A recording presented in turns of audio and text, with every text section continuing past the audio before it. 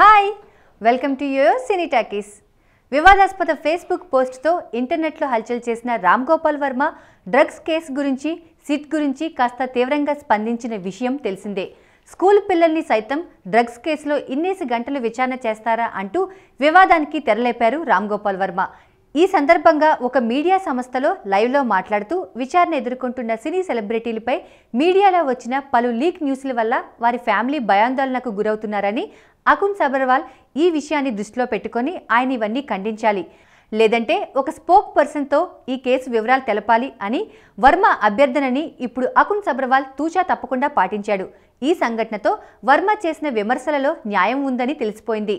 Varma కామెంట్స్ని industry వర్గాలు ఖండించినా కానీ అంత పెద్ద ఐపీఎస్ అధికారి అకున్ సబర్వాల్ వర్మ విజ్ఞప్తిని పరిగణలోకి తీసుకోవడం టాలీవుడ్ని టార్గెట్ చేస్తున్నారు అని అనుమానాలు వ్యక్తం చేస్తున్న కొందరు టాలీవుడ్ పీపుల్ హర్షం వ్యక్తం చేశారు. వర్మకి ముందు ఎంతో పెద్ద పెద్ద తలకాయలు మాట్లాడినా పట్టించుకొని ఇన్వెస్టిగేషన్ ఆఫీసర్లు వర్మ కామెంట్స్కి రెస్పాండ్ అవ్వడం, చేసిన విజ్ఞప్తులను పాటించడం చూస్తుంటే వర్మని హేట్ చేసే వాళ్ళు కూడా వర్మని పొగుడుతూ ఉన్నారు. ఈ పరిణామం చూసి Varma fans that is Varma అంటున్నారు.